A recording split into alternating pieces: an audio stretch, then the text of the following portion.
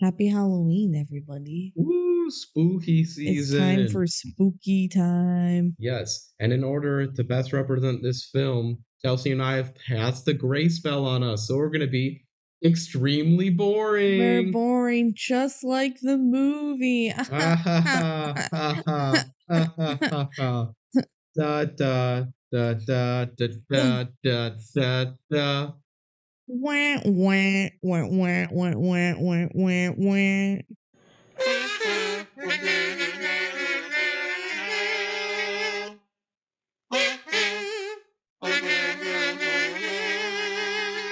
Hello.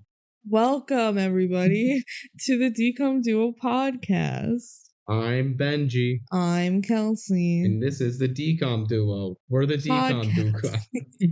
Yeah. Yeah.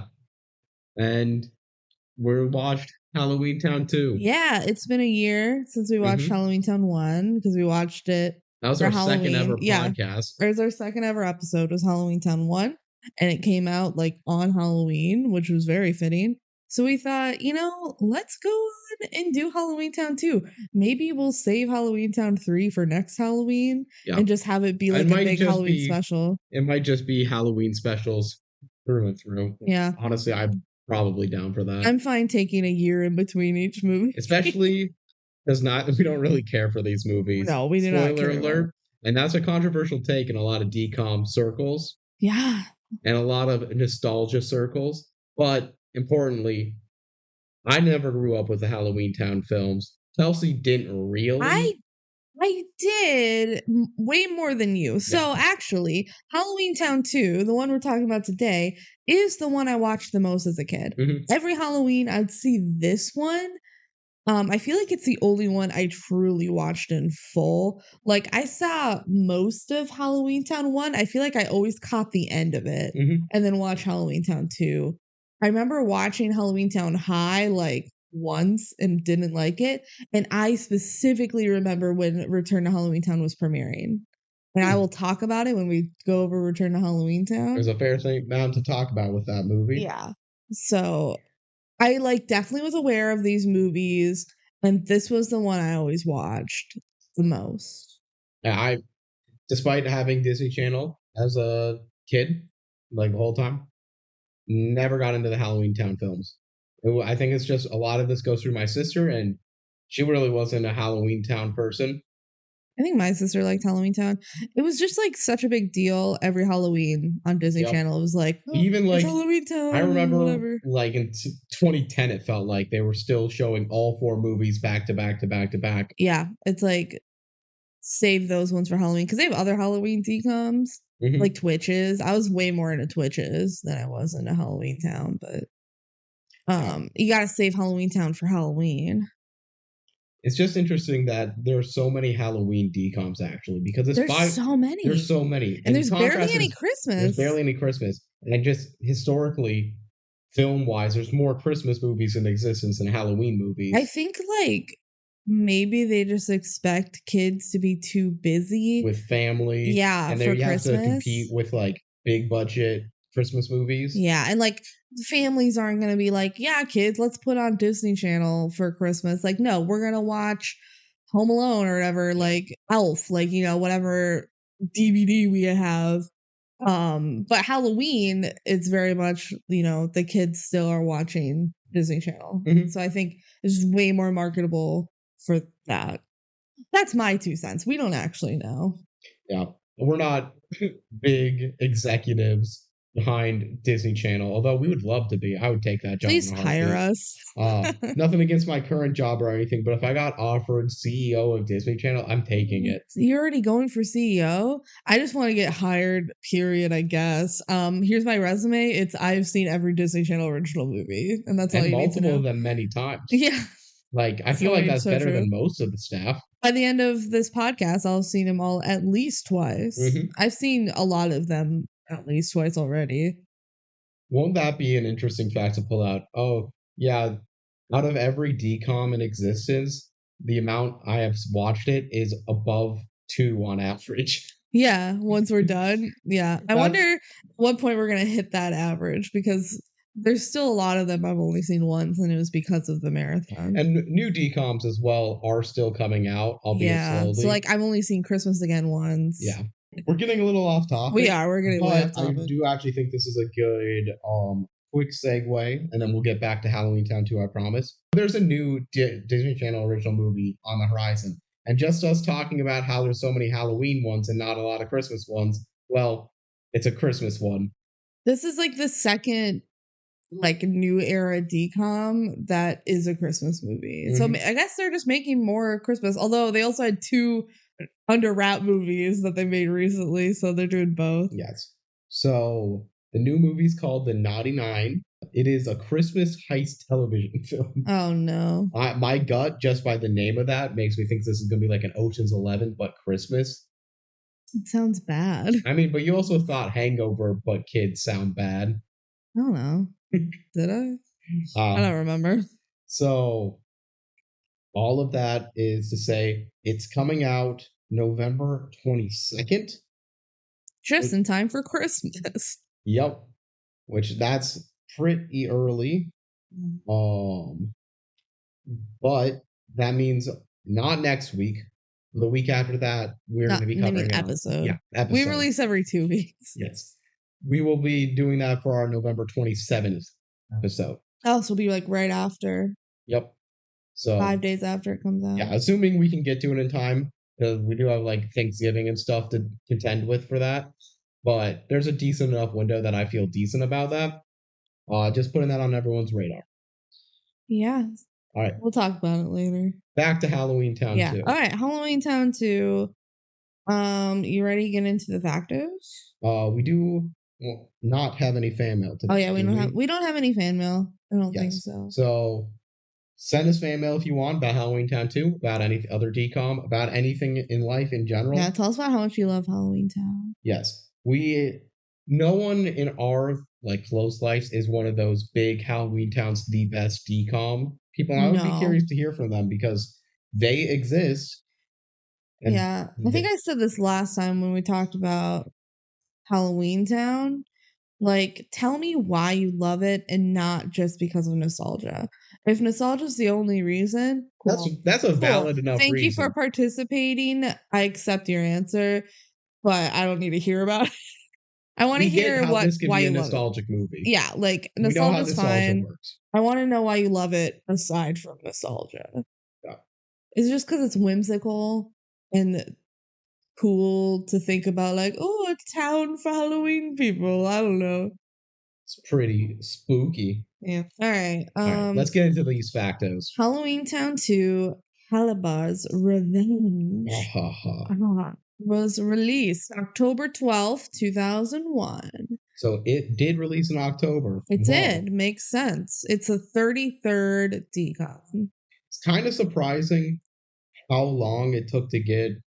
I guess year-wise, it's not that long. Yeah, year-wise, it's not long, but there was... Halloweentown 1 is like the 4th DCOM. Yeah, it was the 4th DCOM. So let's do some math. 26 plus, so like 29 movies. Yeah, math.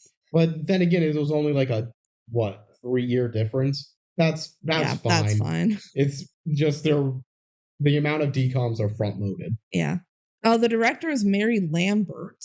She directed the original Pet Sematary and Pet Sematary 2, along with several other horror movies and TV episodes. Yeah, those are like big. Those are big horror films. I've seen Pet Sematary. Mm-hmm. It's a big one.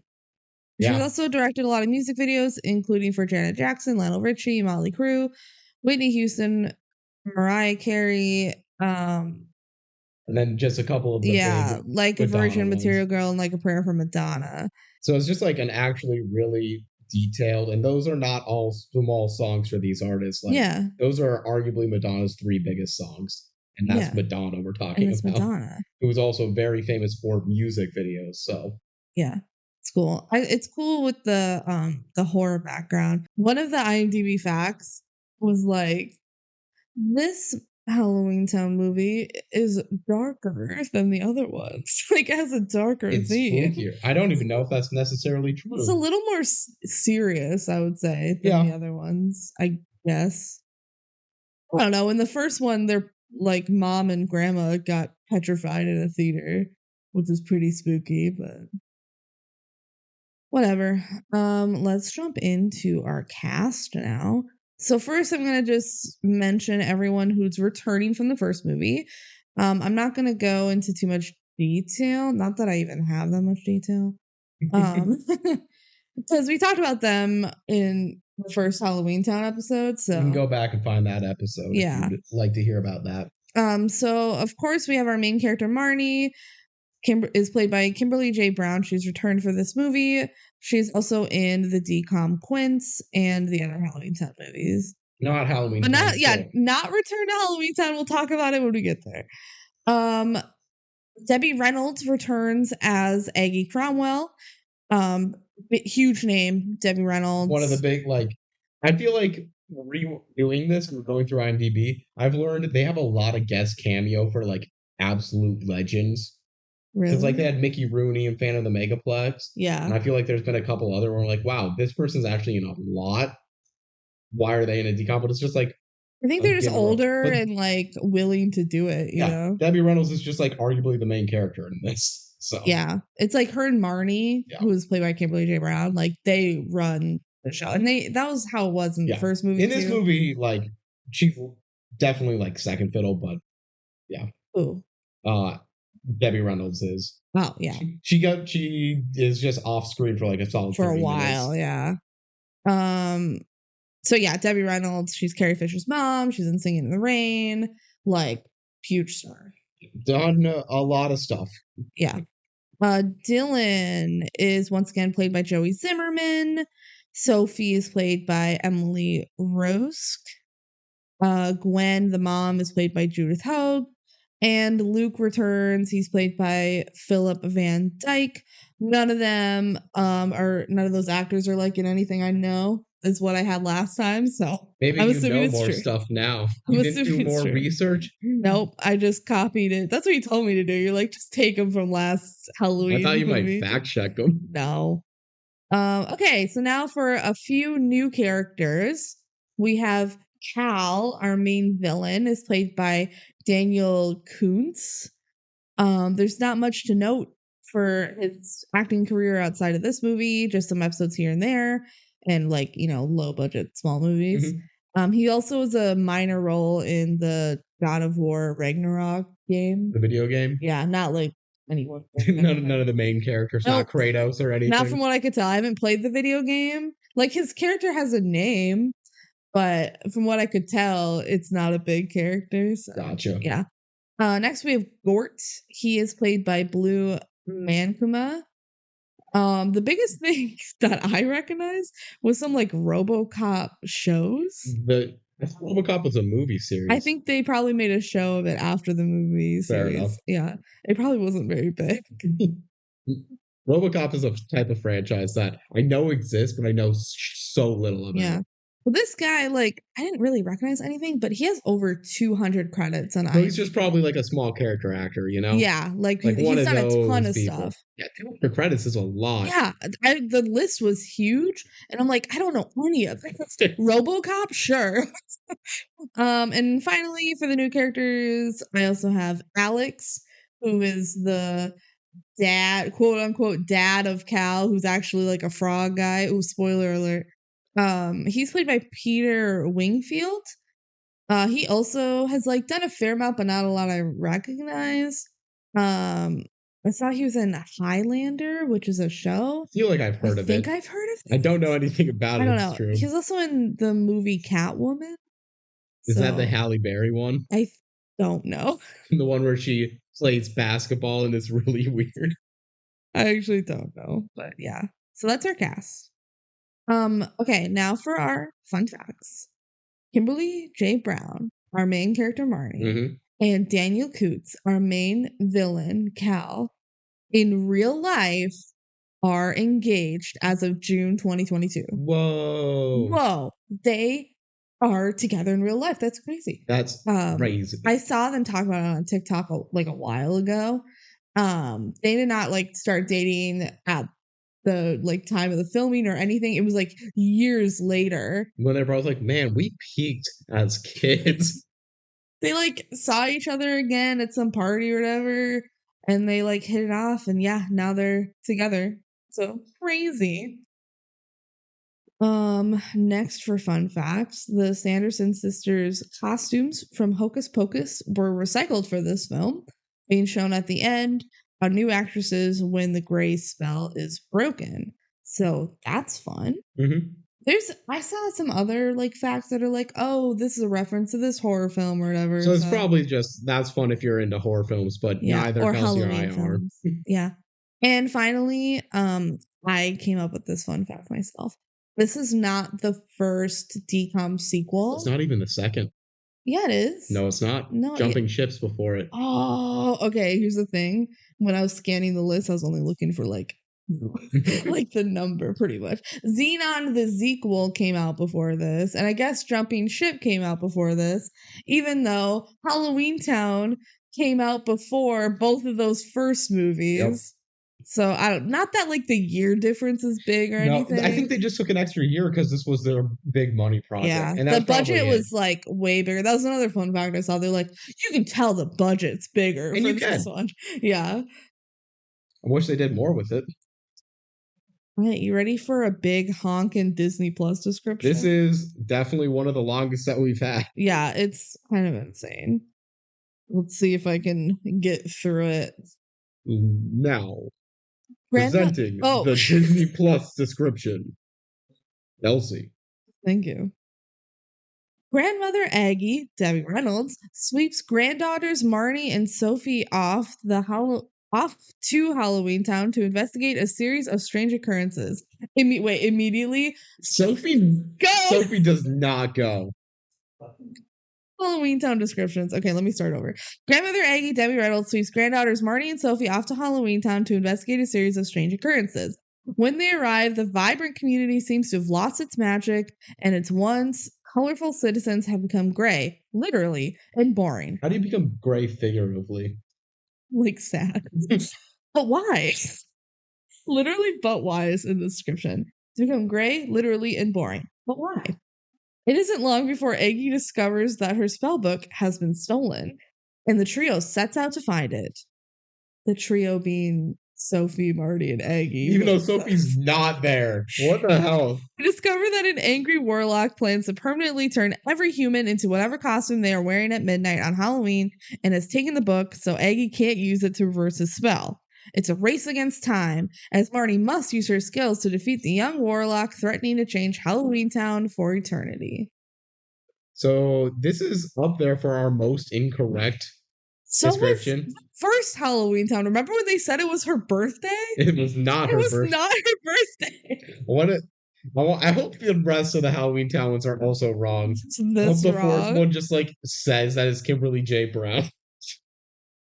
Kimberly J. Brown doesn't get a shout out in this one. I can't believe they're so blatantly wrong about Sophie. She does not go into Halloweentown once until the end. Movie. No, she does at the end. Because she helps reverse it. She goes, Trampa. But she's not there. She's not there. She's like in the human world, and it's like a big deal because they're like doing stuff in the human world too. Oh, it makes me mad. Who fact checks these? No one, apparently. We need to go and rewrite all of these. We could write our own for all of these and they would be better. They'd be better. All right, you ready to jump into the movie? I am ready to twitches into the movie. Nice. All right, so we open up and we get a little voiceover from Marnie. She's going to recap the first movie for us. She says, 2 years ago, before I even knew I was a witch, was the last time I was in Halloweentown. And then she goes and spoils the first movie. What if I hadn't seen it yet? Why are you watching the second one? I don't know. I saw Kalabar's Revenge. I wanted to see that before I found out what he was revenging. I wanted a prequel. So she's like, yeah, Kalabar tried to fuck up Halloweentown. And he's always had a thing for my mom. Like, what? At what point are we going to talk about the Kalabar situation? It's so unclear. So Kalabar in the title of the movie is spelled with a K. Yes. And in the subtitles of the movie, it's spelled with a C. And apparently, the villain of the movie's name is Cal, and the subtitles have that with a C, and so did the Disney credits. Plus. Apparently, like the end credits had it with a C, but he's supposed to be like Kalabar. His name's Cal with a C. His name's Cal Kalabar. It's so like non-consistent. Yeah. They don't ever agree on how to spell Calabar. And we made a theory once that like it was a K for kid Calabar, except it's spelled with a C for him. So I don't know. No, I think it was K for evil, C for nice, Kalabar. Wait. Okay. I found this on Wikipedia, so it's very trustworthy. Yeah. The spelling of his name is inconsistent between the first film and the second. In the opening credits of the first film, his name is spelled Calabar with a C. But the subtitle of the second film spells his name Kalabar with a K. And you think you would trust the name of your film? But you also think you would trust the name of the credits? It's a shit show. Yeah. Okay. Anyway, back to the movie. It's Halloween night again. And so the portal between Halloweentown and the real world is open. Just for tonight. And Marnie's like, I wonder how much has changed in Halloweentown. Nothing changes here. Oh, I don't like being in the normal world. Yeah.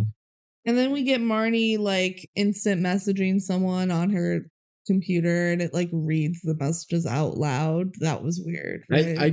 I guess I get why they do it just for the filmmaking perspective, but no kid was using a synthesizer to automatically read them out loud, the words, unless they couldn't read the words. Yeah. And then a mysterious face appears in like the light of the lamp. Yes. This is Cal. Yeah, it's amazing.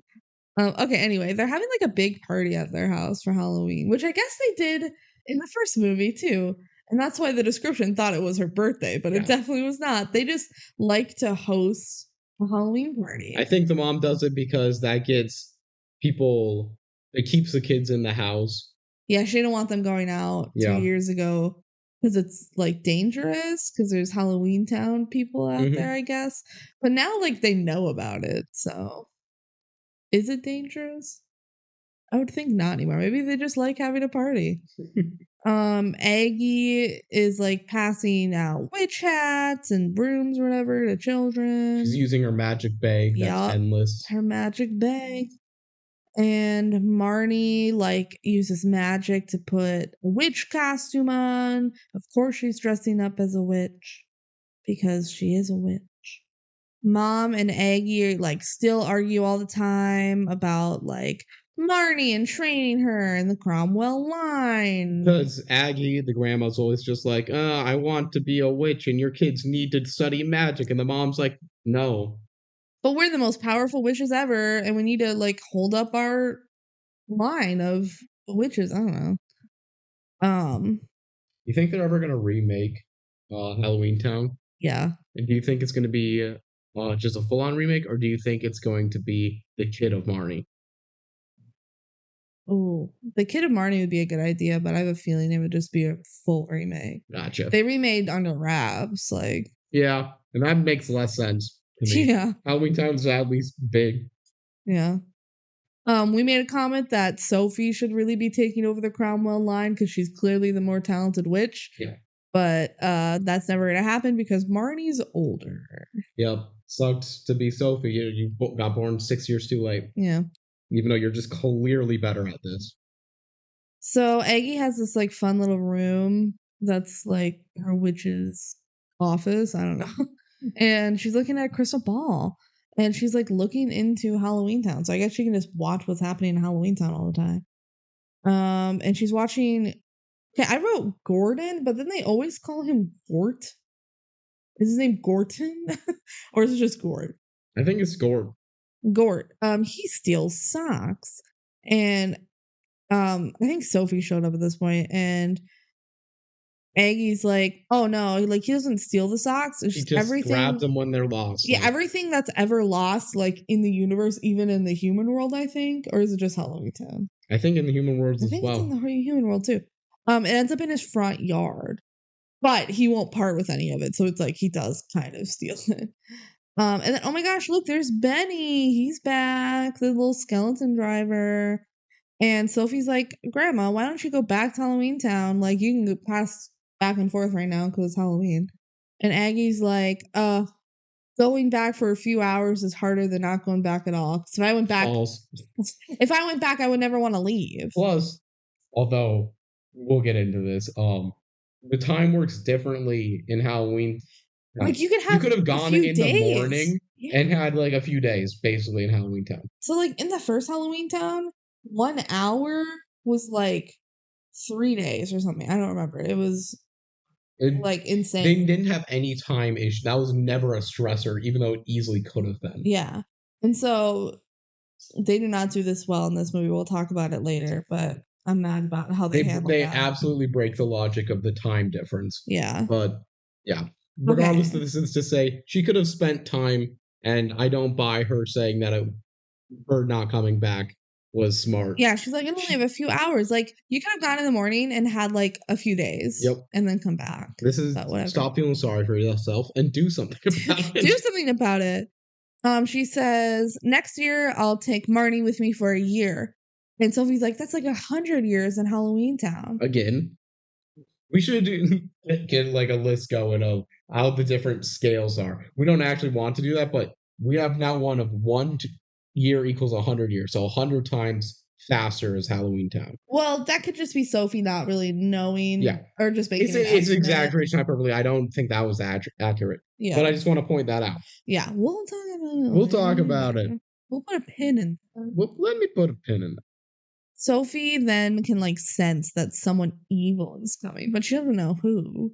And so they leave the secret room, and it's like magic that the room appears at the end of the hallway. So they have to close it so no one goes in, right? Okay. So then Marnie has like a heart to heart with her mom. She's like, I want to be a witch like all the time. And Mom's like, you can't use magic to solve all your problems, blah, blah, blah. And then a hot teen boy walks in with his less hot dad. Oh, but he's. Did you put less hot dad? I did, and then I wrote, but he's British, so that helps. It helps him be more hot. The hot teen boy is named Cal, and he starts like Cal, a bar. No, just Cal. Like Calvin, maybe. Calvin Kalabar. Ooh. He starts flirting with Marnie. And the dad is kind of flirting with the mom, and he's like, green's my favorite color. And then Cal goes, it's kind of crowded down here, Marnie. Do you want to give me a tour? I just moved into the neighborhood tonight. Yes. I feel like that should immediately raise a red flag. Marnie says, like, shouldn't she be unpacking? And he's like, no, my dad doesn't bother me with all that stuff. Like, dude, what? It doesn't make sense. I'm just saying she just got horny brain and absolutely ignores a lot of easy red flags on what's going on. Yeah, which like maybe if you moved on Halloween, your parents would be like, let's just enjoy the holiday. I don't know. But then you show up at a stranger's house in your neighborhood and just assume that you're welcome there. Also, what like landlord lease? I guess they could be buying a house, but yeah. Also, they're not actually moving, so it doesn't matter. It doesn't matter because this is all fake. Yes. Also, the dad's a fraud. we spoiled that earlier. We don't know that yet. We spoiled that earlier. His favorite color is green. I just want to say, take a look at all the evidence of him being a frog. It's going to stack up against him. Number 1, green. He likes green. Number 2, British. All frogs are British. No explanation needed. Yeah. Hello? Okay, anyway. That's a Dylan trying to ask out a girl to the costume party. So there's a costume party happening tonight at the high school. Mm-hmm. We think it's the high school. No, they say high school. Okay, good. Because I'm like, are they in high school yet? Well, the next movie's Halloweentown High, which they're definitely in high school then. What I was gonna say is Dylan in the first movie, and from what I remember in Dylan's movie in 3 and 4, is insufferable. But that's kind of like his shtick. Yeah. It's just being snotty little boy who wants nothing to do with anything. In this movie, he's like very normal. Yeah, he's fine in this movie. He's like in it way less. It's weird because it feels like his character has grown like to a normal person in theory. Yeah, he like still isn't into Halloween, but he's not a dick about He's it. not rubbing it in your face. Yeah. He's not saying, "Oh, this isn't real. Oh, I'm dreaming." Yeah, like he knows 2 hours he in. knows it's real now. So he's just like there, and it's just kind of weird because while I didn't like him as an insufferable little prick, at least that was a character. I don't know, he's 2 years older now, you know? Yeah. All right, tell us about his Riz. Yeah, so he's asking this girl out, and she's like, "You're not even wearing a costume." And he's like, "Oh, well, I'm not really into Halloween, you know?" And she's like, "That's the whole point of the party, though?" And he's like, "Well, maybe you can give me a kiss or something." I don't remember what he said exactly. But He shoots his shot. Yeah, and she goes, "That's disgusting." And she leaves. So Dylan has no Riz. Even though we both agreed he wasn't doing that bad. Although he did invite a girl to a costume party and said, "I'm not going to dress up though, because I don't like Halloween." What? That's not a good way to ask a girl. Okay, so then Marnie takes Cal up to her bedroom and he's like, "Wow, your bedroom is kind of boring. I thought, like, since you're such a cool gal, it would be a little more eccentric." Just goading her so hard. And she's like, And she falls for a hook, line, and sinker. Well, you should see my grandma's room. It's like, why it's would really you cool. impress a boy by saying, "My room's not that cool, but my grandma"? Oh, I know, she's so dumb. And, you know, the magical room full of magical things. Maybe you shouldn't bring someone in there. This is Sky High all over again. Sky High did it better. Sky High did do it better. Sky High, the best DCOM that's not a DCOM. Yeah. Okay, so then she like magics the door in the hallway, but you know, he didn't see it, so it's okay.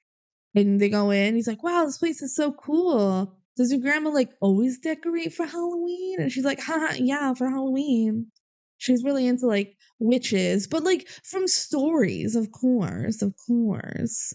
And he's like, also like warlocks. Ooh. Those are the male witches, right? Oh wow, you She's know like, a lot about magic. yeah, and he's cutie.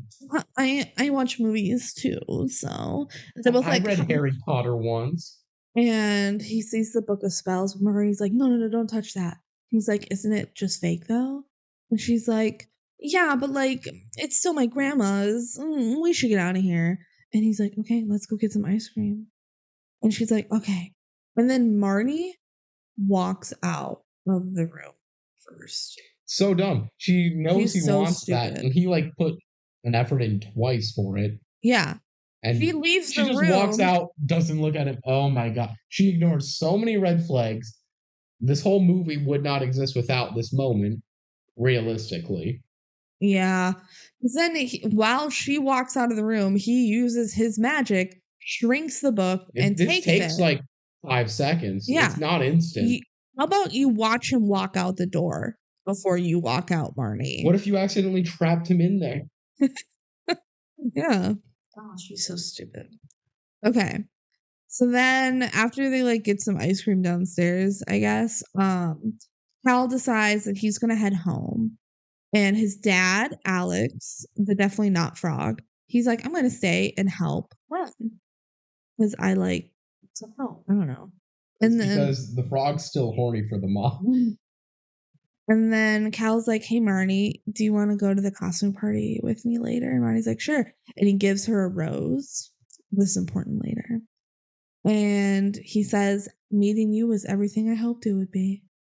Aww. What do you mean hoped? Did you know you were gonna meet me? Yes. So Marnie's once again ignoring these red flags.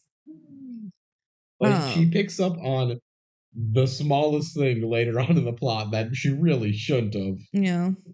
And then like Aggie and Sophie poke their head around the corner like, "Oh, where's the bad guys Sophie can sense? Must be gone." I don't know. And then we see Cal, he says a spell and he opens a portal at the bus stop. I'm assuming this is the Halloweentown portal. Yeah. Yeah. Okay. Apparently you don't need 2 people to do it. Like Like they act like they do. Yeah. Okay. Back at home, Aggie's like pulling stuff out of her magical bag again, but all of a sudden the magic stops working. And she says it's never been empty before. And Dylan's like, of course it's empty because you pull magic stuff out of it all the time. Well, like he's being a little snob. This is like the one time he's a snob about it. And Aggie's like, it can't run out. It's connected to my house back in Halloweentown with all of my magic shit. And Aggie says, well, maybe I could just like pop back in Halloweentown for a little bit. And maybe I can convince your mom to let you girls come with me. And so they go over to the mom, and Alex is also standing right there, and they're like having this conversation in front of Alex. And the mom knows how to have a conversation without explaining that they're witches. Well, yeah. So Aggie's like, I'm just gonna pop home for a bit, and she's like, home? And the mom's like, okay, but Sophie needs to stay and go to bed. And so they kind of get away with it, like, okay, Aggie and Marnie are gonna go to Halloweentown, pop in for a bit, and come back. So this is very clear that Sophie doesn't go to Halloweentown with them. What the hell, Disney Plus? Yeah, it is very clear. Okay, and then Aggie tells Dylan to call the headphone if they ever need to talk. And it's this like little skull thing that's like a headphone. It's basically a walkie-talkie for the purposes of this movie. But it's magic. It is a little shrunken head that eyes lights up and talks as the exact other person talks. Something that might seem cool to some people. Cool. Well, it works in between dimensions. Like, yeah, but like it just doesn't seem that great. Again, it was a lot of back in 2001. 2001 cell phones and smartphones, stuff like that, weren't that good. Yeah. Okay, and Marty's like, "Yep, we'll be back in an hour because I have a date." Then we get a very dramatic, evil, like, transition with Cal's face. It kind of just, like, lightning strikes. It's not an actual lightning strike, but it's, like, ooh, it appears, and then it disappears as they're on the street. Yeah, and then it's like a Windows Movie Maker transition, but his face. It's great. It's pretty funny. The editing in this film, the special effects on trying to make Cal look spooky, probably the best of the film. Incredible. Okay, so then Marnie and Aggie are at the bus stop, but the bus stop's missing. What? Marty tries to summon the bus to Halloweentown, but it didn't work. Guess they'll have to call up a portal themselves, which is apparently something you can do. They didn't say you could do that in the first movie. Nope. They sure seem But the bus worked. I guess the bus is the more convenient way to get to Halloweentown, which I guess not everyone is a witch. That's true. Why didn't she take the bus last time when you could just open a portal? To go hang with friends? I don't know. Maybe she did want to hang with friends. I don't know. Okay, they do their little magical fingers and they say the spell, and they go just jazz hands at each other, really. And then they go through the portal. Back at the party. Not yet. We're back at the party. Oh yeah. Alex, Cal's dad, he says, "I love your green eyes." He loves the color green. Yes, this is him. And then he asked her to the costume party, even though it's for students. He's like, well, we can chaperone. And he's like, I'll get you a costume and everything. Like, Cal has so much stuff at home. Like, I'll get you a costume. And she's like, okay, sure. I will go. And then on the way out, Alex is leaving and he bumps into Dylan. And then he croaks like a frog. But, just kidding. It wasn't him that croaked like a frog. There's an actual frog on the floor. And Dylan, finds the frog. Mm-hmm. It's like, that's weird. That's suspicious. We didn't have any frogs in here. Although a frog jumping into the house and you not noticing until then wouldn't be that surprising. It's a very large frog. It's probably a toad. Okay. Aggie and Marty make it to Halloweentown, but the jack-o'-lantern's gone. It's replaced by this just brick. Yep. Big the famous cube. jack-o'-lantern that apparently whatever spell this is broke their most hardened love symbol of Halloweentown. And I'm sure it's really strong. They can't just get rid of it willy-nilly. Yeah, and everything's really gray and boring. And the people are boring too. Oh my god, they're almost like humans. And Luke is here. And he's all gray and boring. And he looks human again. And Marty's like, that doesn't make sense. Like, why do you look human again? He's supposed to be, what is he, a troll? Troll. Yeah. Someone put a spell on Halloweentown. Oh my gosh. It makes everyone here gray. And eventually they turn into humans. And Marnie's like, well, humans aren't this boring. And Aggie says, oh, well, it's like boring caricatures of humans that the like people of Halloweentown is it's like, what people of Halloweentown be like, you're being a real human right now. yeah, like you're boring. You know, they think humans are boring. It's like a stereotype. But they still want to go visit them every Halloween. Yeah, I don't know. Okay, so like we have to undo the spell. And Aggie's like, well, undoing spells isn't hard. You just have to say them backwards. And then Aggie remembers the spell from her book and calls Dylan on the headphone to get the book. And so Dylan and Sophie go to look for the book, and oh no, the book is gone. Someone must have taken it. And, you know, they figure out that shit. Marnie let Cal in the room. Yep. It's definitely him. And Sophie's like, that must have been the person I saw coming. Marnie done fucked up. But she's like, he was so nice. I don't get it. Get it? She's so dumb. Okay. So then they try to open the portal, go back to the real world, but it doesn't work. And Aggie realizes that, like, the bag not working, whoever did the spell realized that the bag wouldn't work, and so that would goat her into coming back to Halloweentown, and then they'd be trapped. Dun, dun, dun. And then Cal, all of a sudden, his voice appears, and he says, very good, Aggie. You're keeping up nicely. It sounded like Jigsaw in a Saw movie. Go, Cal, where are you? And he goes, over here, and his face is in the block that I don't know how to describe this so accurately, but it is the least flattering angle of Cal you can get. It was so random. He's like, I'm over here. Now. And the way he talks is like, very good, Aggie. You're keeping up nicely. I'm evil. We're playing a little game. His acting is so bad. I don't get a lot about this movie, but also this is the best part of the movie, in my opinion. He's just block. He is like a Minecraft brick block painted gray. Oh my gosh. So, oh my god, Cal's a warlock. And Marnie's like, so, like, everything about your dad and the house tour, it was all just a ploy to get the book. And Cal says, no, I could have gotten the book anytime. I just wanted you to show it to me because you felt something between us. And you did. Oh my god. And then she's like, oh my god, the rose you gave me. That's just like when Kalabar gave my mom a rose. Why is that the one thing she picks up on? Kalabar, you're Kalabar's son. Ding, ding, ding, Marty. I love you so much. Basically, his reactions to everything. And they're like, I didn't know Kalabar had a son. He's like, people didn't want to know about. He didn't. People didn't want to know. Wait, no, it was he didn't. Sorry, Kalabar didn't want people to know that he had a son because he hated me. Poor Cal. Has daddy issues. He's like, I'm still mad about like that Halloweentown people are like banished from the real world here in Halloweentown, where we should be living in the real world. And also you like killed my dad, so that wasn't cool. Like, I can see a reason for revenge for this, but also, come on. This is about revenge. Oh my god, it's Kalabar's revenge. What? Cal then is like, hey Marnie, you should join me. Be my queen. Alright, but how fun would it be though if she joined the dark side? That'd be pretty fun. And it was like Aggie trying to win her back. That'd be pretty fun. I think that's a better movie. And if Sophie was there too. Yeah, because Sophie went into Halloweentown. Yeah. Yeah. But you gotta have Marnie be the hero. So. Yeah, she'll be like, I was faking all along, getting him to trust me. Oh my gosh, we should have written this movie. Can we make Halloweentown fanfic?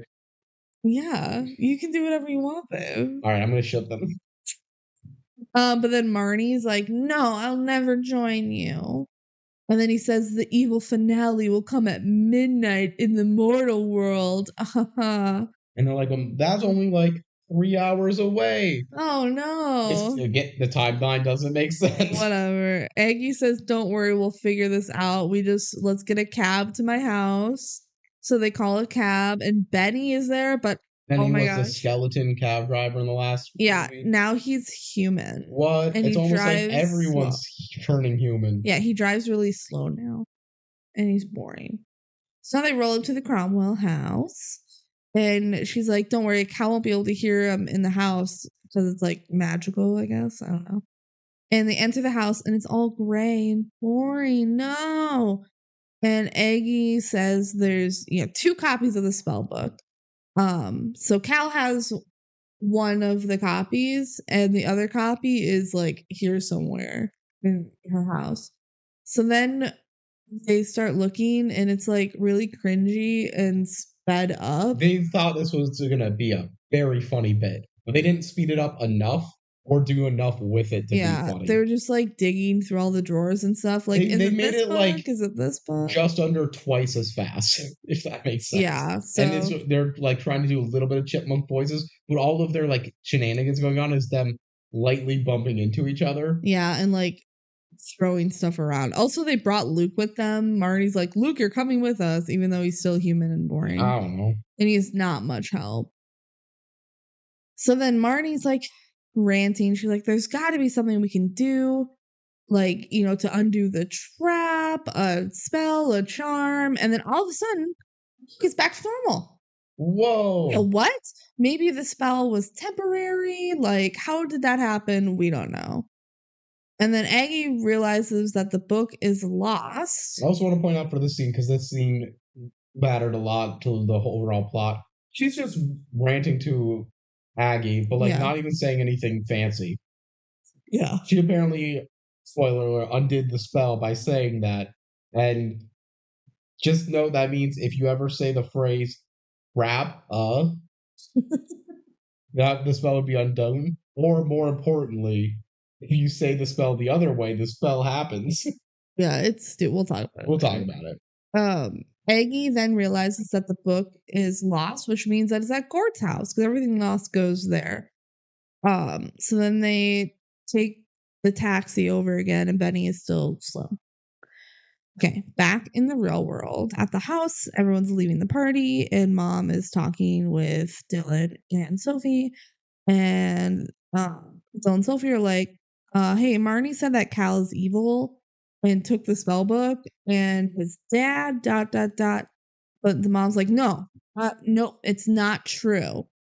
Like, y'all they're just tripping. Believing Halloween conspiracy theories, fake news. She should believe her daughter and mom that like the spell book was taken. Probably, but the mom just feuds with everyone. Yeah, the mom's like, Cal is a sweet, charming young man, and she's also got the attraction to Frogman. Yeah, she's like, Cal's a sweet, charming young man, and his dad. But then she's about to say something about him, but then he walks in. So Alex, Cal's dad, shows up, and he's in a frog costume. And he's like, here, Gwen, I got a mask for you. And it's real nasty looking, It's like a goblin. And it's gross. And Gwen realizes that she can't go to the party after all because Sophie needs to be in bed and, like, she can't be home alone. She needs someone to be here. But then Dylan says, I can watch Sophie. And Gwen's like, are you sure? Like, I know you wanted to go to the party. And he's like, yeah, I wanted to socialize, but, like, I got rejected. I don't have a date. You have a date. And she's like, what about this girl? And he's like, no. They all rejected me. He doesn't have the risk. He didn't say anything really that wrong in any of his attempts. It was like one girl had a boyfriend and the other like just like, no. Like, he's like, I'm not even into Halloween. Like, it's fine. You go have fun. Yeah. So then Gwen and Alex leave for the party. So then back in Halloweentown, they get to Gort's house and all of the junk is gone from his yard. And it's gray and boring. And he's gray and boring. What? And he's like, I'm busy sorting my songs. He does like stereotypical like Urkel voice. Yeah. Did you notice that as well? But like slow. Yeah, it's weird. It was like an Urkel parody, which is kind of a weird thing. Yeah. I don't know. Okay, so they're like, Gort, we're looking for a book. And he's like, oh, I have books. So he lets him in. And the place is really nice and clean. And there's only a few books. And he says that he sold the rest at the yard sale. And they're like, what yard sale? And he's like, oh yeah, the yard sale is so cluttered in here. He doesn't know who he sold the spell book to, so that's a dead end. And then Aggie starts to turn gray. SpaghettiOs. Also, they're trapped inside the house. The door won't open. And then Cal appears in the fireplace. He is flames again. He just loves appearing as like visual. Yeah, and he taunts them some more. And he's like, your mom's gonna be at the Halloween party and she's wearing a really ugly mask. Oh. And then Aggie remembers that there was a banned spell in her book, and it's called the creature spell. It makes humans turn into the costume that they're dressed as. Yeah, why does her book have banned spells? Maybe just to like keep track, like if you wanted to, this is how you would do it, but don't do it. Was it banned while she had the book and she had, instead of ripping the page out, she's like, there's a good spell on the other side. Also, I'll just cross it out. These are like her spells, her family spells. So the Cromwells came up with the creature spell? Apparently. Cromwell's pretty fucked up. And they're like, oh my gosh, that's why he's like, Gwen is wearing the ugly mask. Oh my gosh, she's going to turn into the ugly mask. Back at home, Sophie is reading a book about a golem, and she's like, I think Alex is a golem made out of frogs. This is the same book from the first movie. The Halloweentown book? Yeah. The one that so looks like Marnie. Oh my gosh, Marnie looks just like you. It's just a normal, undetailed drawing of a girl. Yeah, so she's like, I think he's like a frog person that Cal created. Dylan's like, probably not. And then Sophie's like, no, Dylan, something's wrong. We have to go to the party to check it out. I did see a frog. Yeah, and he's like, okay, fine, we'll go to the party, but I don't have a costume. And then they see like a sombrero. For some reason, that's one thing I want to point out about this. It proves that in this universe, people will go as Halloween as non-scary, creepy, ghoul creatures, you know? Yeah. You'll have, like, in the real world, people go, like, as, like, an athlete or a pop culture moment. Yeah. Or things like Sophie's dressed as, like, a cowboy. Yeah. All this is to say, when the final plan of doing that creature spell happens, are you just going to make, like, some professional athletes? Are you going to make... No, it wasn't working on everyone, I feel like. If you had, like, the cowboy costume, it just, like, didn't work on you. So that just feels like a bad spell. It only works if you're like actually dressed as a creature from Halloweentown, I guess. I don't know. Okay, back at Gort's house, Marnie wants to come up with a spell to undo the bad spell. And she's like, there's gotta be a way to undo the spell without like saying it backwards. You know how like hackers find backdoor solutions in like computer science? And she's like, well, if the spell is keeping us inside, let's find a loophole. We could time travel because then we're not leaving the house. Smart. Boom, time travel. And guess what?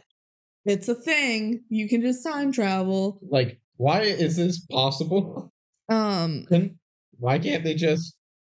There's so many... Whenever you introduce time travel to a plot, you break the plot, and sometimes 100%. You just have to accept that. 100%. They could have solved the issue with time travel, like the whole issue. Yep. Why don't they go strangle baby cows? Why don't we go kill baby Hitler? Okay. So Aggie is like turning gray, so she's not much help, and she's trying to match thoughts with Gort. But Marnie's like, Aggie, write down the time travel spell. And then she writes something down on the piece of paper. Then she goes like full gray. She goes fully gray. Oh no. And now we don't see Aggie again for like 30 minutes. Yeah. We're like halfway through this movie, by the way. It's like, it's crazy because we're so far in this movie. It hasn't felt like it's been dragging.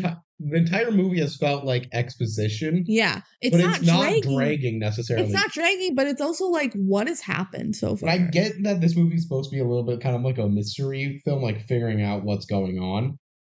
But it doesn't really work on those grounds, in my opinion. No. Especially when you know what the generic answer is, you just don't know the specific. Yeah. All right. So then Marnie says the time travel spell, and it takes them back to like 5 minutes ago. So she tries again, and it goes back to caveman times. I feel like the 5 minutes ago one would have worked because they could have just talked to Aggie a bit more. That's true. So then she tries one more time, and she ends up at Gort's house, and she's like alone. But oh my god, Cal is there. Oh my god, Cal, sexy boy. And he's like, good job breaking out of my spell. And she's like, fuck you, Cal, you're breaking the code of Merlin. And he's like, I don't care about the code of Merlin. And Marty says, can't catch a Cromwell. We're too quick. So then Marnie says the spell again and ends up where she wants to be, at Gort's house with all of the missing junk. And Luke's there too. He showed up again. Like, after they were separated for a little bit, like, it's fine, I guess. And then they meet angry Gort and tell them that they're there because of Aggie. And he's like, I hate Aggie. It's because he hates everybody. And she's like, well, Aggie really admires how, like, smelly and mean you are. Says you're the smelliest, meanest, and most foul creature in all of Halloweentown. And he's like, that's so sweet of her. I hate sweet. Get out. And then Marnie's like, well, it was nice to see your place while it was still messy. And he says, what do you mean, still? And she's like, well, in a few years, Kalabar's son is going to put a gray spell on Halloweentown and make your house neat. And he goes, no. Cool. So cut to commercial, probably. I don't know. Cut to Sophie and Dylan riding a broom to the party, and they're not good at it. And Sophie's like, Grandma hasn't taught me how to fly on the broom yet. And Dylan's just freaking out. And then, like, it would be a cool scene, but like also the effects aren't good enough for it to feel real at all. They're just as good as they were in the first movie. And then there's just nothing really going on. Like, they're acting like they're hitting into stuff, but the footage really doesn't make it seem that dangerous. Yeah. It's like, whoa, we're flying. But they have to have an action scene somewhere because they don't in the final fight. The final fight is not a final fight. But it wasn't in the first movie either. They don't do conflict. They don't do combat in... Nope. They don't do action. Except for, like, little sidestep dodges. Oh, you can't catch a Cromwell. We're too quick. All right, back at Gort's house, they look for the book, and they see Spike, who's like a giant bug that Gort treats like a dog. So that was fun, I guess. Everyone's favorite character from DCOMs, Spike. And they can't find the book. And they're like, maybe we're too far back before it was lost. And Marnie's like, but the book's been missing for decades. Which I don't know how she knows that. And then Gort says, oh my gosh, you remember that book? Kalabar bought it from me 50 years ago. Oops. Marnie realizes that Cal must have had the spare book this whole time if Kalabar bought it 50 years ago. So the only reason he took their copy was so that they couldn't reverse the spell, which is pretty smart. It is actually one of the few points in this movie where I'm like, that's a good writing idea. Like, getting them into Halloweentown and trapping them, that's smart. Yeah. What they did right here about buying the book ahead of time and then only having the second book be like so you can protect it. Yeah. Those are a couple pieces of good writing. The rest of this plan doesn't really make sense. Yeah. All right, cut to the costume party at the high school. Sophie and Dylan try to find their mom. Dylan runs into that girl he asked out earlier, and she calls him a geek. Poor Dylan. And then they find Gwen and Alex dancing in the middle of the dance floor, which, like, this is a party for high schoolers. Yep. So the fact that they're there. They crashed a kid's party. It's weird. And he's just in a big frog costume. Right? It's weird that they're dancing at this high schooler's party, right? Yeah. So they find them, and then Gwen asks Alex to give them some time alone because they're like, oh, we got here. And she's like, how'd you get there? And Sophie does a little movement with her hand. It's like, we flew here. And she's like, oh, Alex, we need some time alone. And then they're in the middle of the dance floor, and she goes, you flew here? Like, everyone else around you can hear you, but they never care. And then Sophie tells Gwen that Alex isn't Cal's dad. Kalabar is. Dun, dun, dun. And Gwen says, no. No way. if Cal's Kalabar's son, then who's Alex? And Sophie's like, I think he's a golem made of frogs. And then it cuts a commercial. Cool. Back in Halloweentown, Luke tells Marnie that like, hey, you must have broken the spell earlier, since like it's not wearing off Luke, the anyone only one else. who's making sense here. Yeah, he's like, okay, it doesn't make sense that like it wore off on me, but it's not wearing off of anyone else, so you must have broken it somehow. And he's like, what were you saying when it happened? You must have said the spell backwards somewhere in that like tangent you were going off of. And so he like starts writing down what she thinks she said, and she's like, I said there must be a way to break this trap, a spell or a charm. And he's writing this down, and he like in a word find. Yeah, and he's circles. Like, wait, Rappa. That's a part backwards. Which, okay, he's assuming that the spell is English, which like none of their spells have been English, except maybe the one to open the portal. Well, again, his logic here is decent enough. He's like, you saved me with what you were saying with that thing. Except for the fact that apparently to make spells work, you have to say them like they're spells. So apparently in this rant, she was just speaking like a spell. Yeah, whatever. It doesn't make sense. So she's like, Trappa, that's not a spell. And he's like, well, do spells always have to be long? And she says, no. He's like, okay, well then say apart like a spell. Can I point out that Trappa is not like the pronunciation of apart backwards though? Because there's a hard R. Yeah, no, you're right. I don't know how to say apart backwards. Crypta. I don't know. It's not Trappa. Trappa.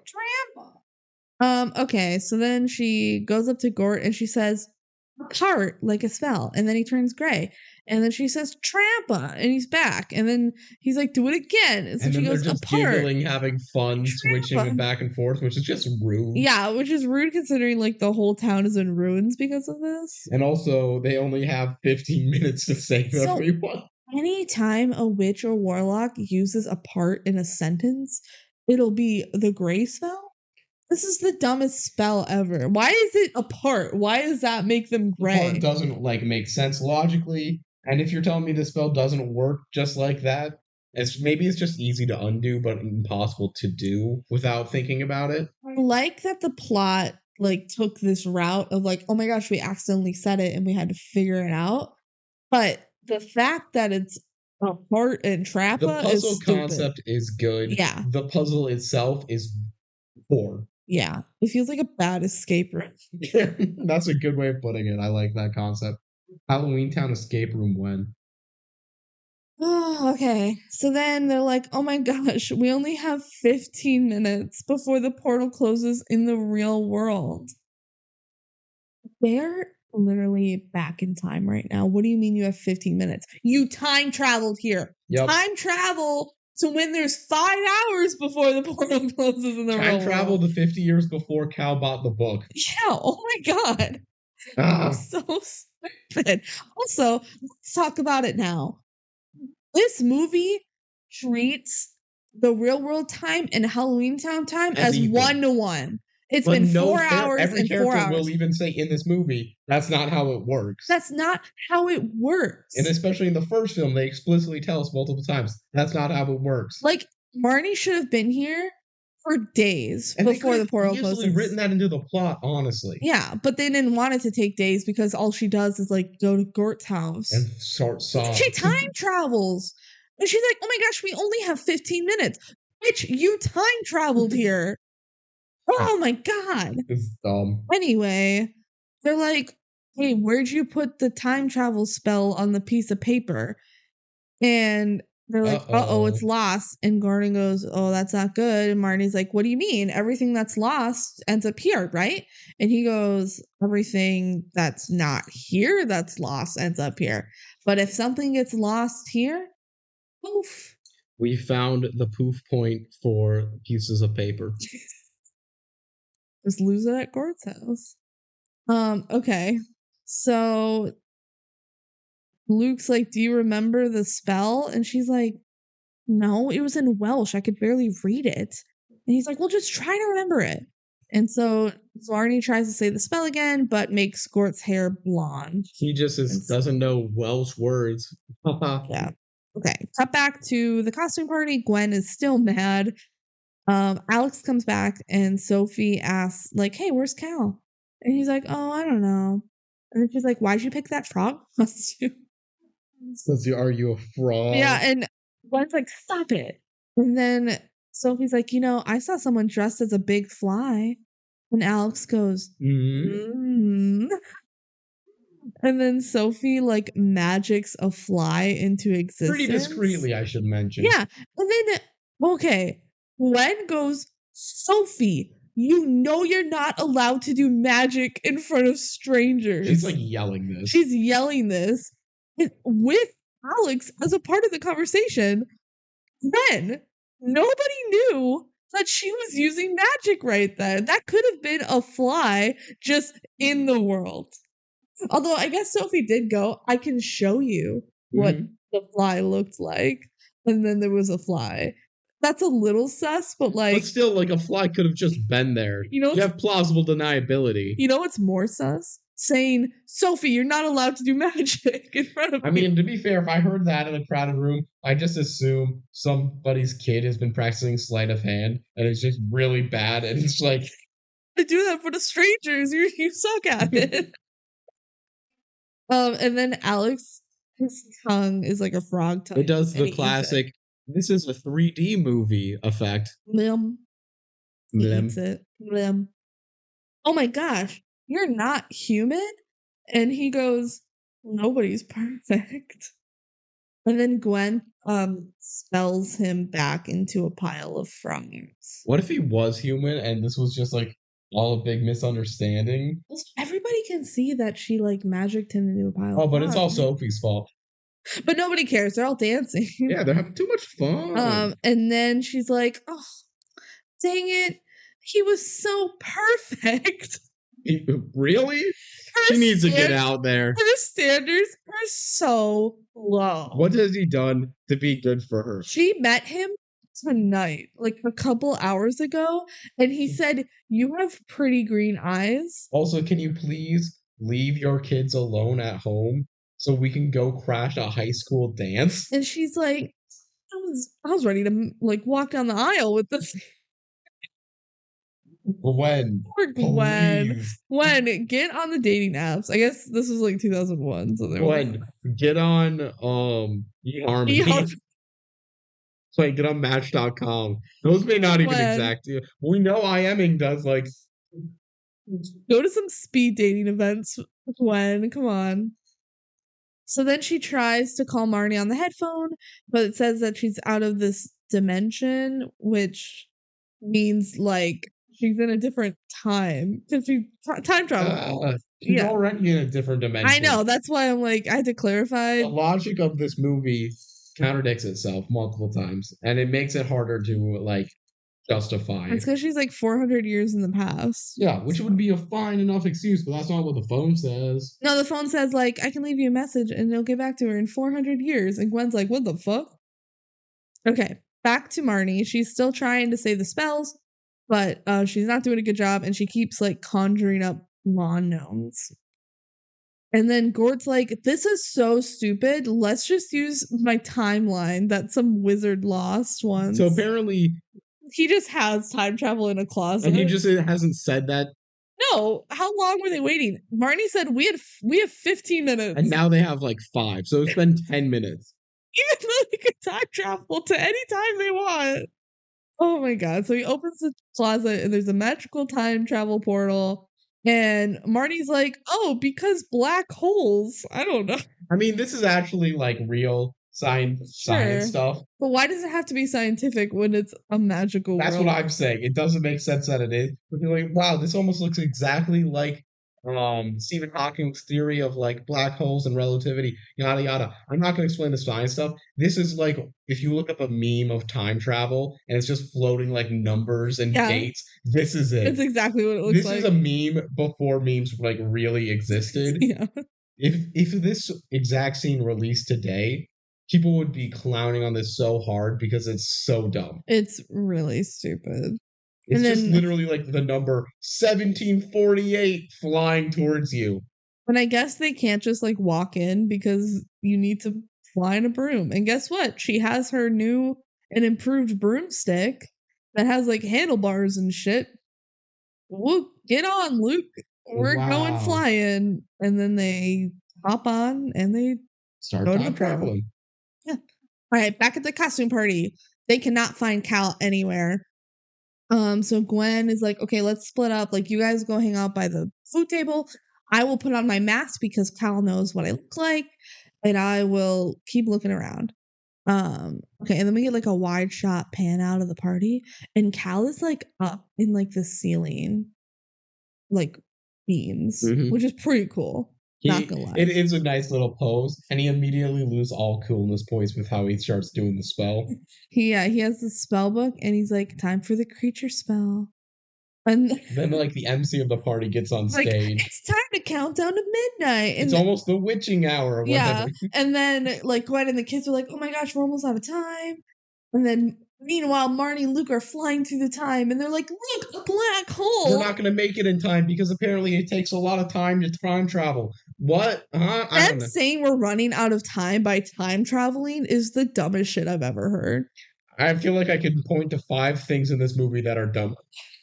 Oh my god. But regardless, they're like, we need to go in a black hole to be safer about this. Meanwhile, at the party, the mom's like, I'm going to put on this mask so they don't see me because they know what I look like. They also know what, like, mask got picked out under your knowledge. So that's something there. But regardless, they start going, all right, let's count down to midnight. 60, 59, 58, 57, 56, 55, 54, so 53, funny. But like 52, 51. Running out of time, and you hear the crowd going 44, 43, 43. Why is amazing? Why are they counting down to midnight at all? Yeah, why are they counting down midnight at all? And if they're counting down to midnight, why do they get counting down the whole minute? Like, there's nothing in universe that makes sense for why they're counting down. On New Year's Eve, you don't even count down the minute. You count down at 10. You wait for 10 seconds left of the year, then you count down. But Halloween, we're relishing this whole minute, baby. We cannot wait for it to be November 1st. You know what happens at midnight? A costume party, I think, or costume contest, I think. So stupid. So Cal's like reading the spell out loud. He's like, the creature spell. It lets you turn any human of your choosing into the creature they're dressed as. And I choose all of them. And then so they're counting down 44, 43, 42. And Cal starts saying the spell. And he sees that Gwen like took off her mask. So he like magics it back on her face, and it's like stuck on her face. That would be pretty scary. That's scary. When you start suffocating on the mask. I remember that vividly as a kid, that like the mask was stuck on her face. Okay, so the Marty and Luke make it back to Aggie and Gort present time. And remember, there's like less than a minute left before the portal closes. We've already started the 40-second countdown. Yeah. Marty makes Aggie normal again.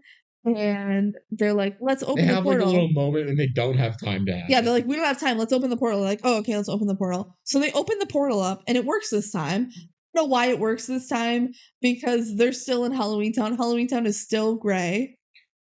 Yeah. It didn't work before. I don't know why it's working now. Did she say Trappa on this room? The door explicitly says 15 seconds left. It says 15 seconds left, but there's these...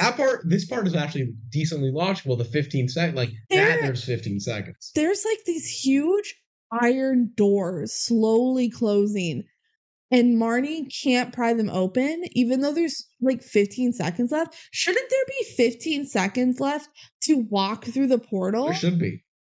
But you can't fit through the portal because the doors are closing slowly. Also, does this only happen for this time zone? Could they go to the time zone 1 over where it's still Halloween? You're so right. They're like, fuck, we got to go a couple states over. But then we can just fly in. Oh, it takes more than an hour. I don't know. Anyway, Marnie's like trying to get the door open, but it's closing, and she sees her mom and siblings trying to get the mask off Gwen's face, but then the portal closes. Fuck. Well, that's a movie. So then... How did you like it? It was great. So then Cal jumps down on the stage and starts spelling everyone into the creatures that they're dressed as. Gwen is like a super scary goblin now. And one of the like facts I saw was that this is the actual actress dressed in that scary costume. Like they actually put her in the makeup, which is cool. Makes enough sense, yeah. The girl Dylan likes, she was dressed as a vampire. She's like actually a vampire now and wants to drink his blood. Marnie back in Halloweentown is like, I can't believe it. We're here. We're trapped here for a year of mortals' time, like the mortal world's time. Mm-hmm. And Aggie says, well, at least we can train you like we planned to do. Come on, Aggie. Don't give a silver lining at this point. Aggie's not the time. But then she says, when the portal opens, we'll be ready to fight him. Which I guess. But then Marnie says, it's going to feel like a century here. Marnie. No, not Marnie. Writers of this movie. What do you mean it's going to feel like a century here when it's only been a few hours in the real world and Halloweentown? Fuck you. Maybe Halloween... No, that doesn't work with the full canon. I was going to say maybe Halloween Day is just like a day to day. Like every day is an hour, but then it takes 100 years to get to the next Halloween. But regardless, no, that doesn't work with how the first movie's plot worked. So no excuses. So Marnie says, it's going to feel like a century here. And then Luke says, whatever. Why? Cute Luke. He's not even gray anymore. Yeah, he's like, whatever. And Marty says, this is all my fault. There's got to be something we can do. And Aggie's like, oh, it's too bad. I can't change the rules. Like, Aggie has just fully accepted that this has happened. Like, her daughter is fucked. Her grandkids are going to be fucked in all the real world. But my Aggie's like, sorry, it's too bad. And Marnie says, maybe I can change the rules. All right, so then Marnie calls Sophie on the headphone, and she's like, Sophie, we're going to open the portal even though it's after midnight, because nobody's magic is stronger than ours, right? And we can just do it. We'll break the logic of the movie. You just have to believe that you can do it. And Dylan, too. Dylan has to believe it. And she says, we'll have to make up our own spell to open it. That's so stupid, because Sophie's like, there's not a spell that exists to open the portal. And she's like, we'll make it up. The spells work very dumb in this. Yeah. And then Dylan's like, what do I do? And Sophie's like, stop thinking, Dylan, just feel it. So then they hold hands, and Dylan's holding Sophie's hand, and Luke is holding Marnie's hand, and Luke's like, I'm not a warlock. And Marnie's like, I just need you. I need someone who believes that anything is possible. Do you believe that? And Marnie goes, not Marnie. Luke goes, as long as you're here, Marnie. Every movie she has. Well, I guess there was Luke in the first one. It's Luke in the first one, and then there's not really anything romantic in this one between her and Luke. No, just I mean, like this a little bit, but like not. But then also her and Cal, they definitely were in the beginning. They definitely were flirting in the beginning. Okay, so then they both start speaking, and it's like the spell's in English, so they're making this up as they go, and everyone's saying the spell, and I guess they just made it up on the spot, but they're both saying the same thing, and it's a very long spell. Yes. About like, oh, may the two worlds be connected once blah, blah, blah. more. Yeah. Blah, blah, blah. And they're saying it word for word the same just because they're that cool. I guess they maybe their headphones are like saying it, so they're like, oh, that's why it was actually a little delayed. So maybe Sophie was just making it up and Marnie was repeating it, because everyone knows Sophie knows Sophie's more. The better witch. Yeah. Okay. Dylan starts saying it too, and Luke starts saying it, so I guess everybody just knows the spell. And then all of a sudden it's like this kaleidoscope effect. It's trippy. It's trippy. And then Cal sees that they're trying to open the portal. He's like, I can't believe they're trying to open the portal. And then, oh my god, they did it. The portal opened, and Cal can't believe it. And Marnie comes through the portal. And Cal's like, that's impossible. I also want to note that I love his sparkle cape, which I don't think is actually sparkly, but it was very. It's dramatic. Fun. He has Yeah. a fun villain outfit He does. that he waits to put on until everyone's like turned into creatures. Yeah. And Cal says, you can never beat me. And Marnie says, your only power was keeping us apart. But you're done now. She said apart. So shouldn't that be a gray spell? That probably should be. Yeah, she wasn't saying it like a spell. He says, we don't have to hate each other. Just give me back the book. Don't let your father's hate decide what you do. And Cal like takes out both copies of the books, and there's like lightning lines. This is such a dumb way. This is the climax of the movie. This is equivalent of them holding hands and humming from the first movie. Okay. Holding hands and humming is better. And he's like, go ahead and try to grab them. So then Marnie says, I'm not afraid of you. And she like blows up, you know? And so she's using her magic. And she reaches for the books. And they're like, be careful, Marnie. And it takes like a full minute. It's so long. And then also wrote down, are people like still spooky goblins? Probably. They're all just paying attention to what's going on. Watching, like, is Gwen a spooky goblin? How are they going to tell everyone they're not witches after this? So then Marnie grabs the books and Cal like fucking explodes. Yep, he's dead. But he's not, because Luke comes up and he says, he'll be back. And Marty goes, and we'll be ready for him. He never comes back. Spoiler alert for Halloweentown 3 and 4. Cal is never mentioned again. So I think he is dead, and Luke was just being dramatic. Halloweentown's not good. The series. It doesn't, it's not as consistent as it needs to be. For real. Alright, that gets us towards the resolution. Yeah. So then Aggie takes the books back and she undoes the spell. And they actually took her audio track, like saying the spell, and reversed it. That's nice. Fun, yeah. It doesn't sound natural though. Which is fine. But whatever. She's a very powerful witch. She can maybe just be cool, you know? Yeah, at least they're like consistent that it's you saying the spell backwards, you know? Yep. I wonder if like one of like they spent like 50 years in Halloweentown just practicing saying shit backwards so you can undo spells. It's part of the coursework. Okay, so then everyone goes back to normal and they're like, this is the best Halloween party ever. And Gwen is back to normal too. And then Marnie goes to Gwen and her grandma and she's like, well, you guys don't have to fight over me anymore since I don't have to choose anymore because now like the portal's open all the time for them to go between Halloweentown and the real world. Mm-hmm. That's sure. They just broke the canon. Yeah. What else have they not done in this movie? They broke the rules. And then they're like, oh shit, Halloweentown. We have to go and back and fix it. And then they're like, Gwen, are you coming? And she's like, nope.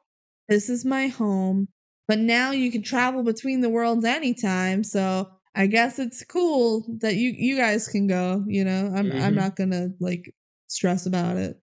So then they go back to Halloweentown, and we get a cut. It's just Sophie.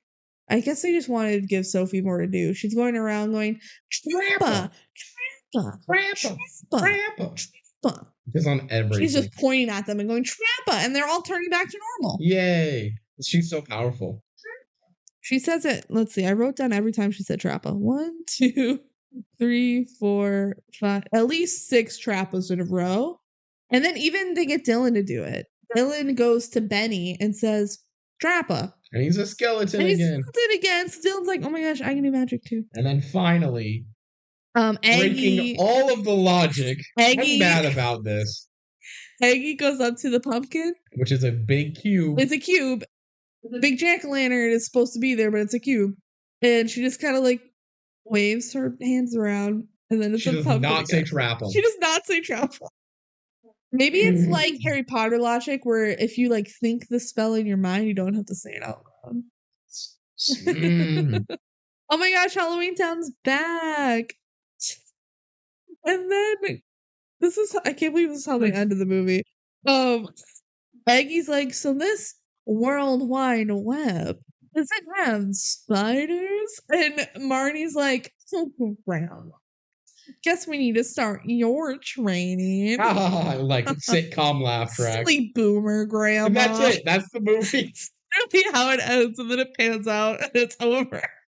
They're like, let's end it a little quippy, like, we're from different generations. It's so dumb. I don't like this That's movie. Halloweentown too. Okay, here's the thing though. This is my favorite of the Halloween towns. It's the one I have the most nostalgia for.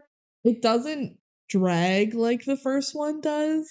The pace is The pace is weirdly good for the fact that nothing happens. Yeah. I wasn't bored. It's a different type of boredom. I feel like I find more enjoyment out of the first one. No. But I don't find enjoyment in either. The first one dragged so hard for me, and this one we kept literally twice. We're like, "Oh my gosh, it's already been half an hour." Oh my gosh, it's already been an hour. Negatively. I know, but like, still, it still holds at like, whoa, it's already been this long. Regardless, this is like an F tier movie for me. Regardless, yeah, you have it in F tier. I have it in D tier. So don't get me wrong, I don't have it high.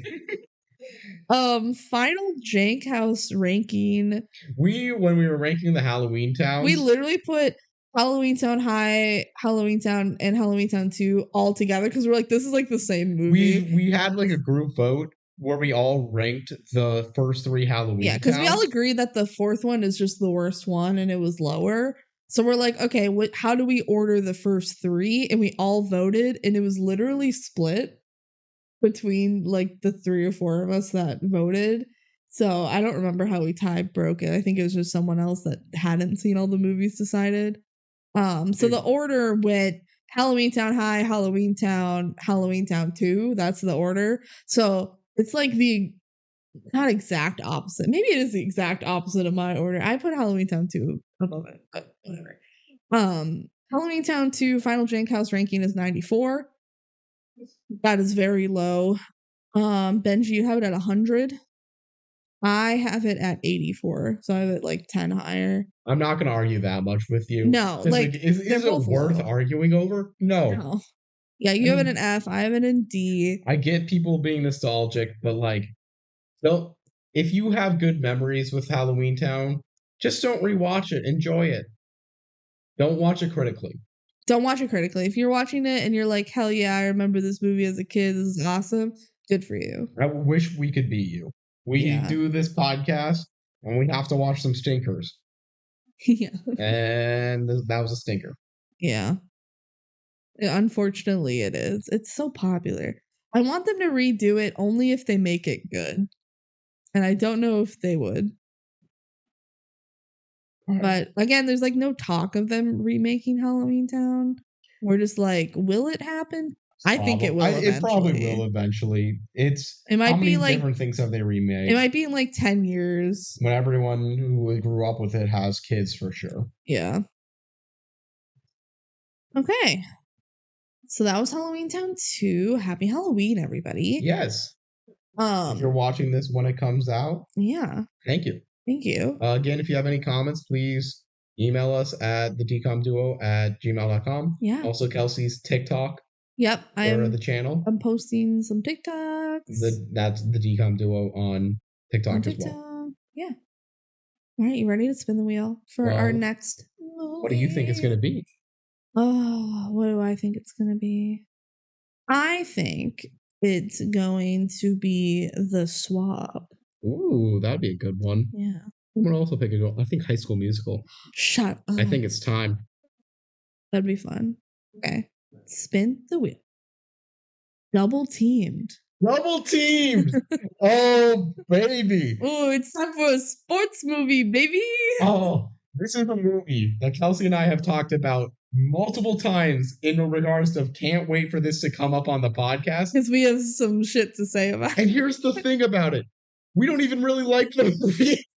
We don't like it. We don't hate it. It's a movie. It's decidedly like a mid-tier movie. Yeah. But there are stuff about it that's very funny and stupid in terms of what they decided to do. It's one that we have multiple times at random conversations, like out for dinner or something, go, man, when we get to Double Team, I can't wait to mention this because that's stupid. Remember Double Team, though? He like mentioned this one part about it that's so dumb. We're like, yeah, that was stupid.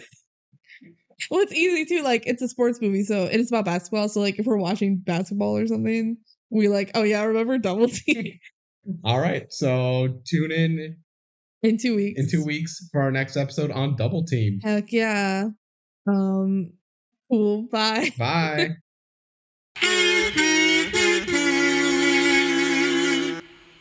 Scenes from our next episode.